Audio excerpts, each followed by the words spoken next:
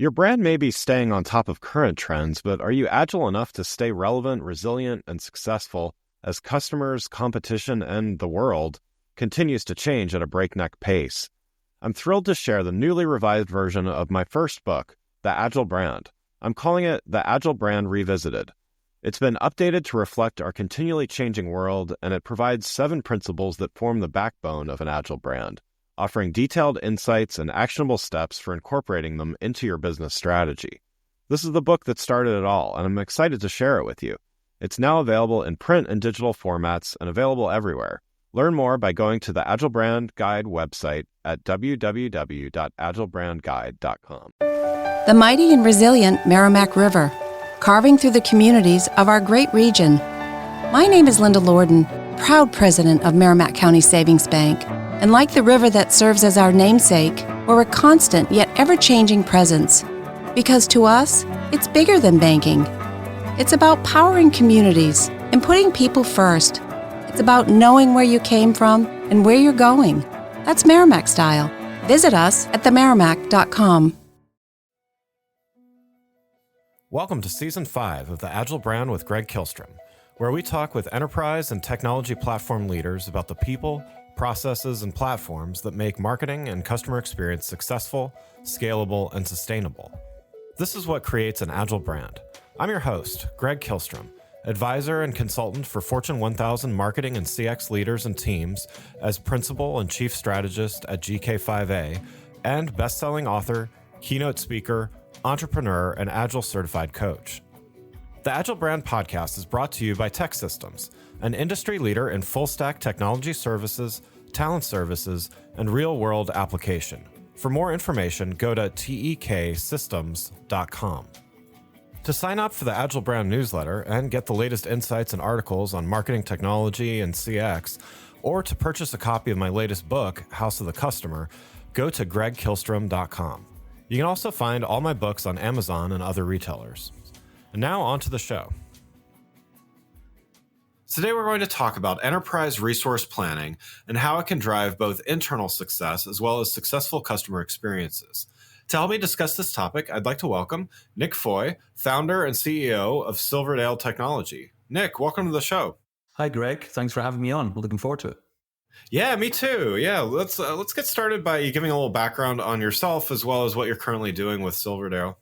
Yeah, absolutely. So you can probably tell from my accent that I'm not really from these parts. Originally, I'm from Scotland, and like every good Scottish kid, my first job was working in a whiskey distillery. Nice. And so that's something that's kind of stuck with me right throughout my career. I've worked in the alcohol and food and distribution business for a long time and got myself into consulting in the ERP world. Eventually worked at Amazon as well, which is a great experience of putting everything together, and then decided to start Silverdale and run my own company. And that's what I've been doing for the last 3 years. So, steeped in, I like to say I'm steeped in alcohol and supply chain. So Nice. Great. Well, yeah, so let's get started by talking about enterprise resource planning, or ERP, and its value to the business. So first, can you describe, what's your definition of enterprise resource planning, just for those maybe a little less familiar with that term? Yeah, so ERP, first of all, I hate the term ERP because whenever you say to someone, what do you do? Oh, we do ERP implementations. The next question logically is, what the hell is ERP? We try not to use that term, but the reality, that's kind of that's what the industry calls it. If you're in this industry, it's what we call it. But if you're in your own business, you don't really think about it as ERP.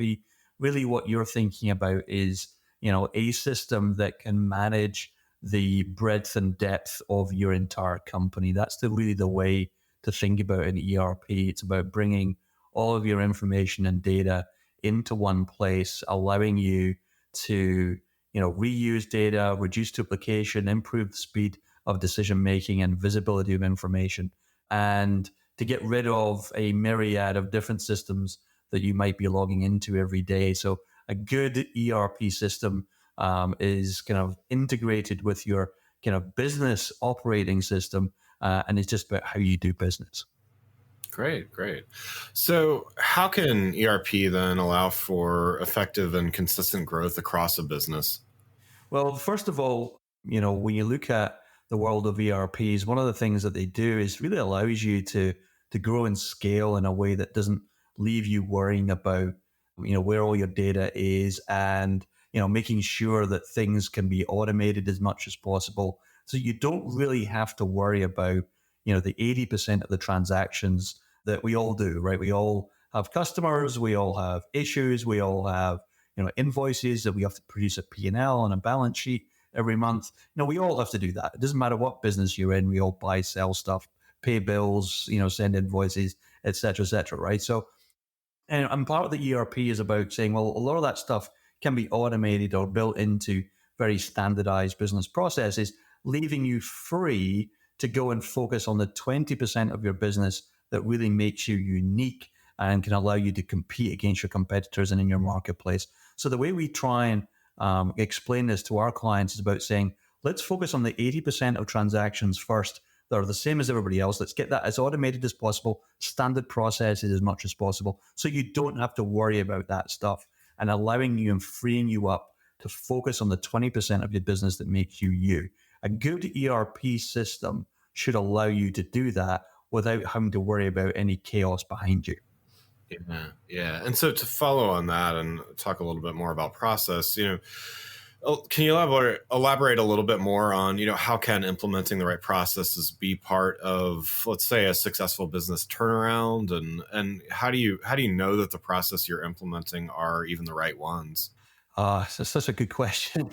That's such a good question, and I wish I knew the exact answer. I've spent my entire career trying to figure that out.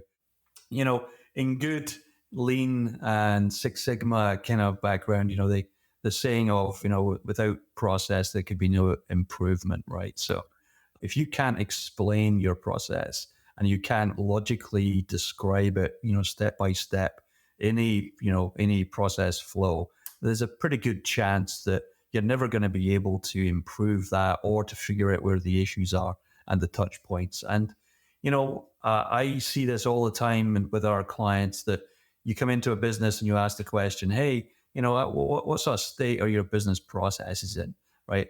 And is it written down anywhere? And you get these blank kind of stares back, yeah, we tried that, or we'd like to do that. And it's really just a good intention from a lot of businesses, because quite frankly, you're too busy trying to run the rest of your business to write things down. So the way we deal with that is that, what you can't just keep saying to customers, hey, where's your business process? I don't have any, right? So first thing you're going to do is create some of those processes. Now, our approach to that is very different in that, a lot of the customers that we deal with, we actually have a library of about 150 standard business processes we think are best practice. Everything from managing a sales pipeline to creating an invoice to, chasing outstanding bills to reconciling your bank account. We have a business process library that details all of those out. So when we go to a client, we don't ask, hey, what processes do you have? We basically give you a library of, here's what we think best practice looks like, and tell me why these processes won't work for you, because guess what? They work for all of our other clients. Maybe someone tweaks around the edge, but that's a very big point of difference. So we go to you with best practice processes. You don't have to create them. Yeah, yeah.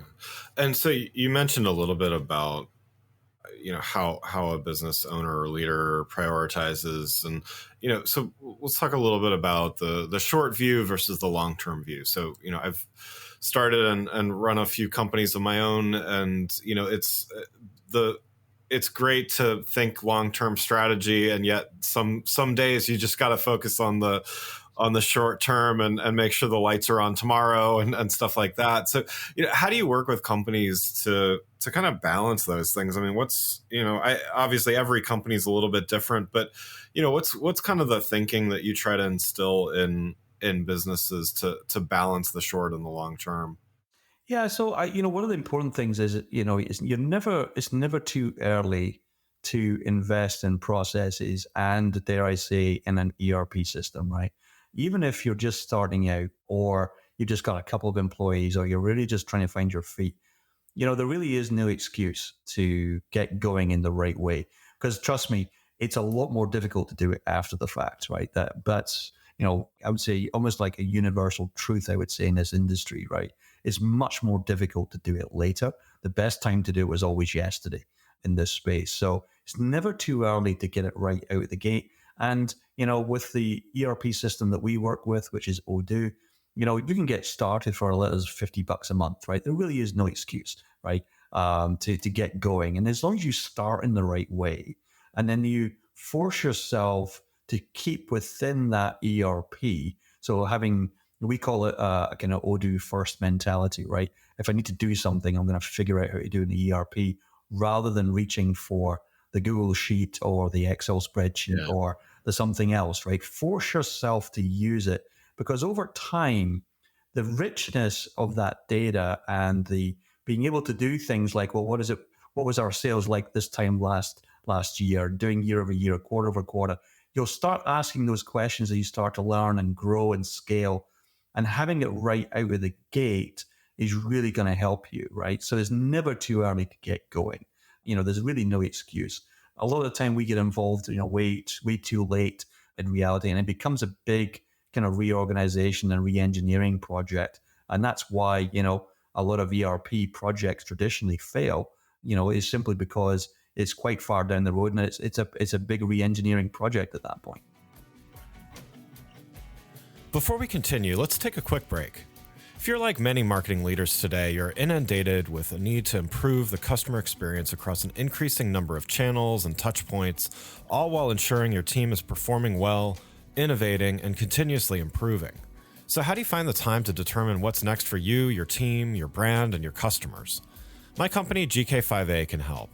Whether it is advisory services, evaluation of marketing technology platforms and solutions, or digital agencies and implementation partners, or assistance with creating strategic roadmaps and prioritization of efforts, we've done it all and served as an ally to Fortune 1000 brands in industries like financial services, healthcare, consumer electronics, professional services, and more. You can learn more about these services and contact us at www.gk5a. That's www.gk5a.com. Now let's get back to the show. You mentioned the tendency to kind of go back to, whether it's Google Sheets or whatever the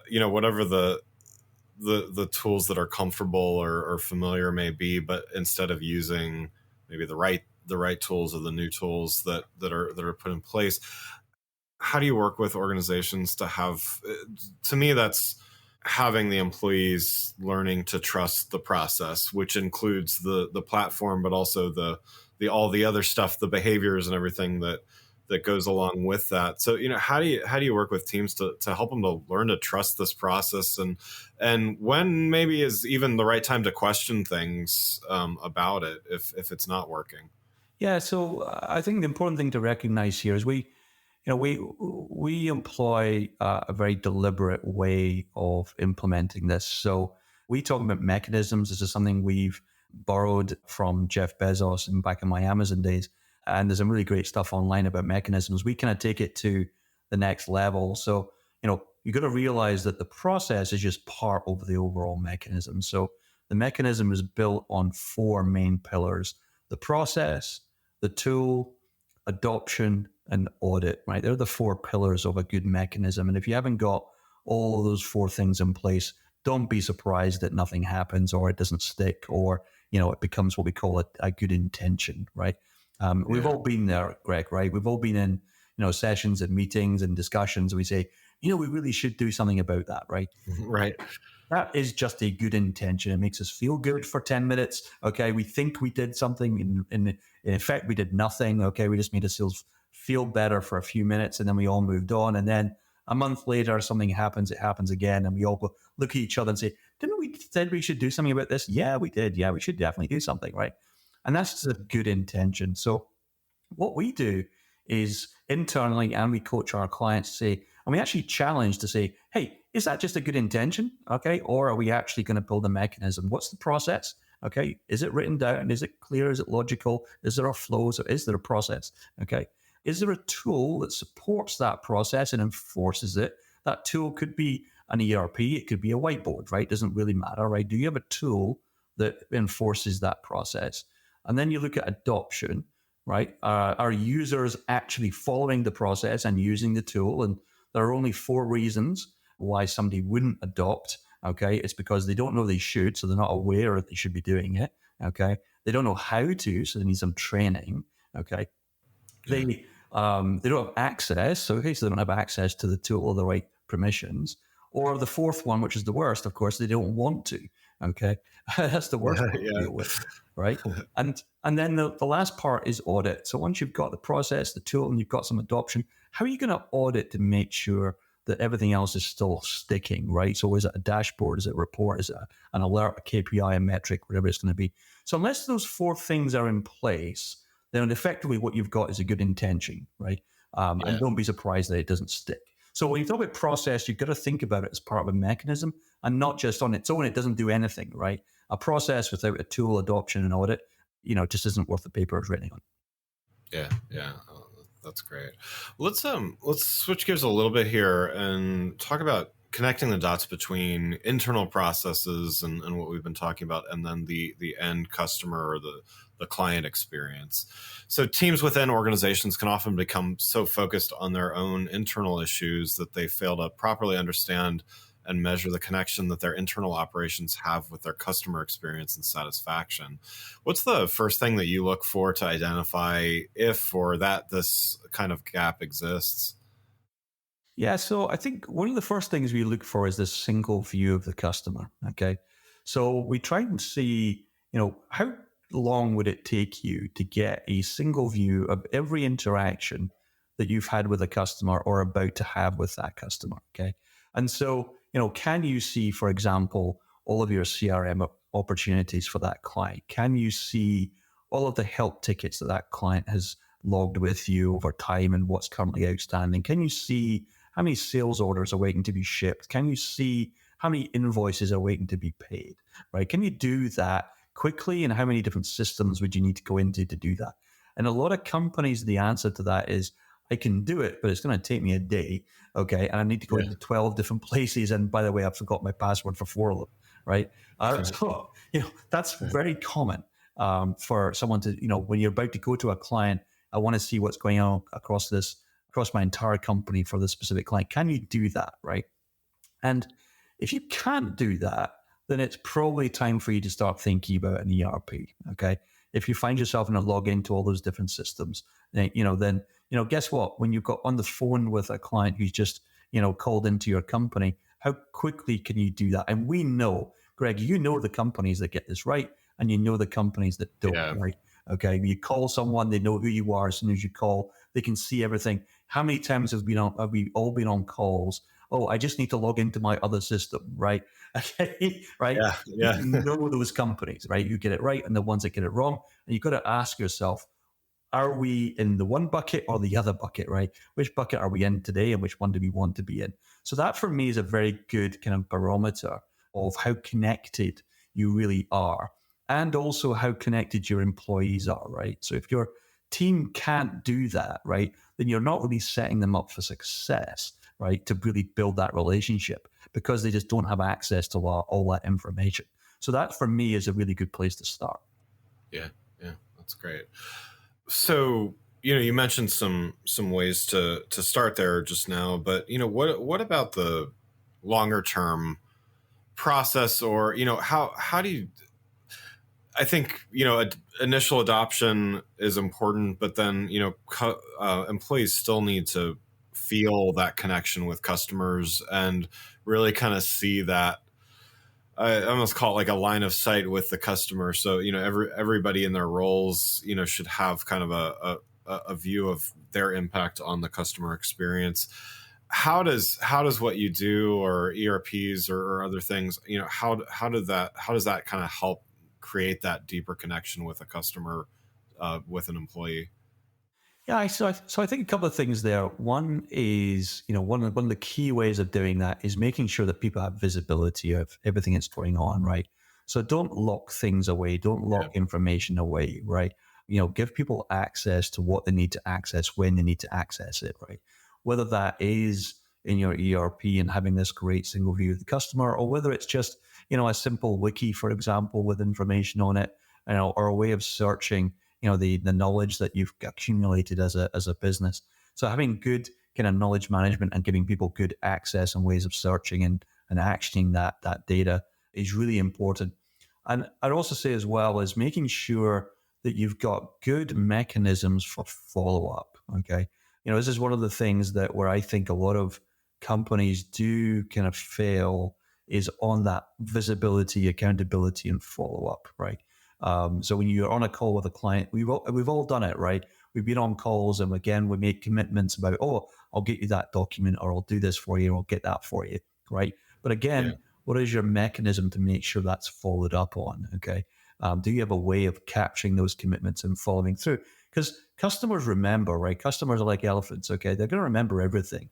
And the next time they ask you for it, shoot, yeah, you're right. I did say I was going to get that for you. Well, those small interactions and those small failures, right? They really build. Okay, and there's nothing worse than getting on a call with a client.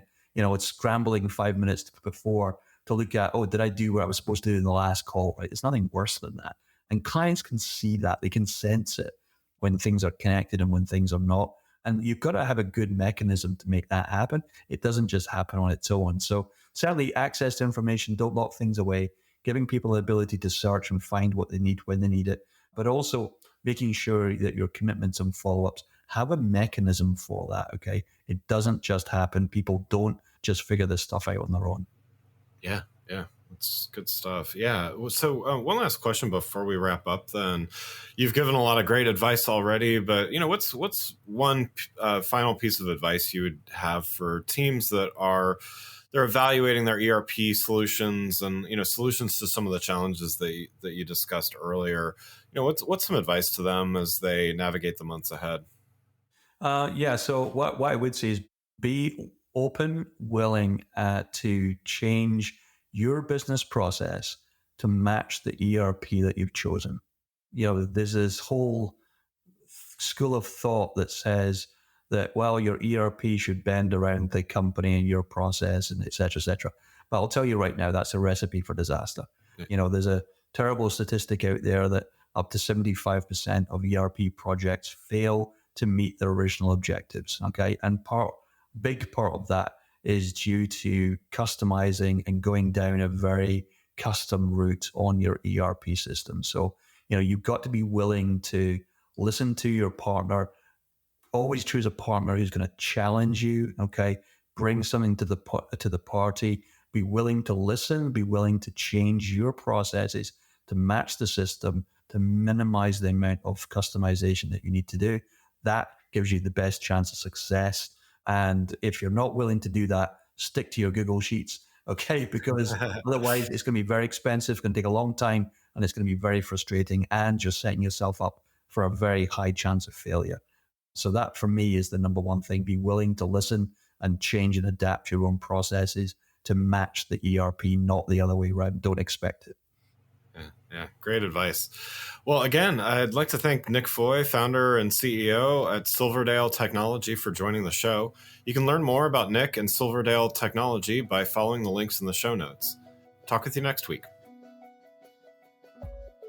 Thanks again for listening to the Agile Brand with Greg Kihlstrom podcast, brought to you by Tech Systems.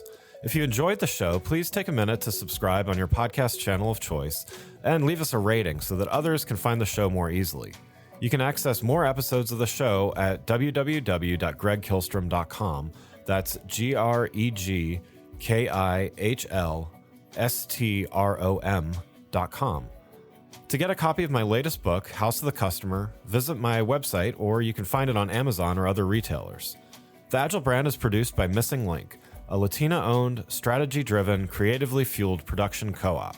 From ideation to creation, they craft human connections through intelligent, engaging, and informative content. Until next time, stay agile.